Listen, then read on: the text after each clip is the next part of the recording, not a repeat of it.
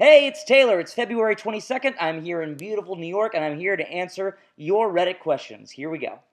All right, first one with top question, 7 points from Fruition Productions, Fruit Dion Productions. I want to call you Fruit. How do you know for sure you are raising your soft palate? I've had multiple vocal teachers tell me to do this, but for the life of me, I'm never really sure if I'm raising it or some other random part of my upper mouth. All right, this is super easy, super awesome. You can do this. If this is like your mouth and this is your front teeth, like right there, here's the hard palate where it's the hard part, obviously, and here's the soft palate back here. And that's kind of like a gummy. You can actually stick your fingers in your mouth. I wouldn't. Well, don't hurt yourself. But what happens is you can close down a lot if you're trying to strain and stuff. So there's like 3 kind of ways to kind of raise your soft palate and really feel it. The first one is a basic yawn. People who yawn usually raise their soft palate because that's kind of opening everything up. So if you kind of get like this and that kind of raises it up. That always kind of was nebulous for me, but 2 ways that really made it kick up for me was kind of like a inward breathing caw, which was, and it would always just kick that up and it'd make me recognize that it was up. And the other one is a snore, which is, and that kind of gets that up too, and you can hear my voice is now open like this, hello. That'll kick that up, and that usually gives you a little more space to resonate, and it really relaxes the back of the throat as well. So try that, see if it works out for you, and try to sing a little bit more with soft palate. Don't let it get into your throat like this, because that'll sound weird like that. Just sing normally, but keep your soft palate up so it's just a little bit more of a round, open tone.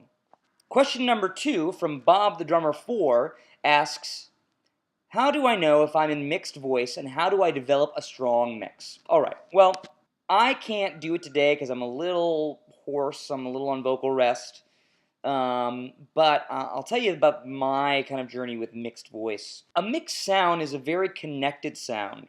For males, it's usually above the F sharp, G area, and for females, it's above like the A, B flat, B area.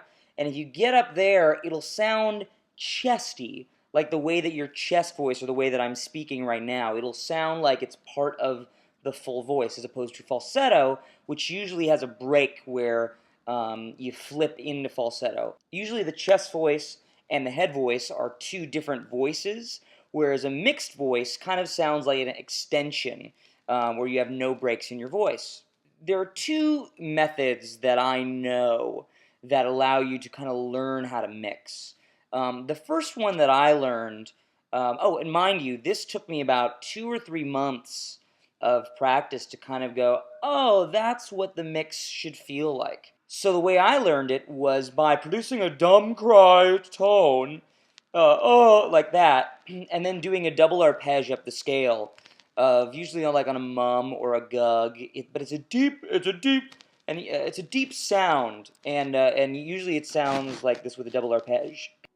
So here's the male double arpege, which is. Here's the female double arpege.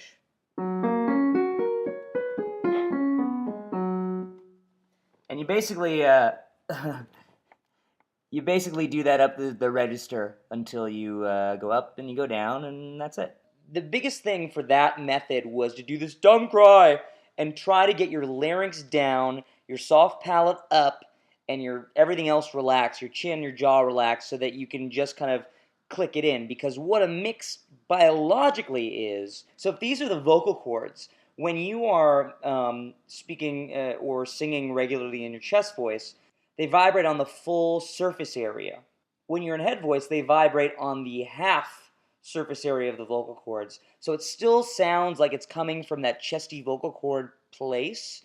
But with falsetto, they kind of flip a little bit, so there's some air in it.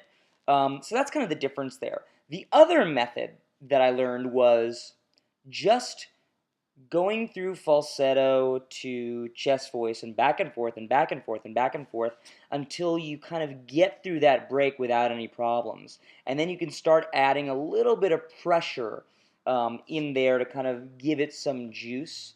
That's a little bit more nebulous method, but I know people who have done that where all they did was all day would just go up and down from falsetto to chest and chest to falsetto and up and down and just kind of see how they could manage it. Because if anything, it's all coordination. It's not like some special thing that only certain people can do and some people can. It's all coordination. You're figuring out, how to pat the head and rub the tummy and all that kind of stuff.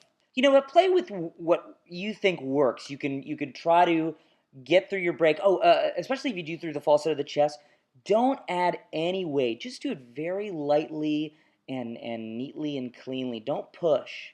With the dumb cry, I had to push a little bit. I had to blow more air just to kind of get that connection. But as I was getting more connection, I was able to make it through without any problems.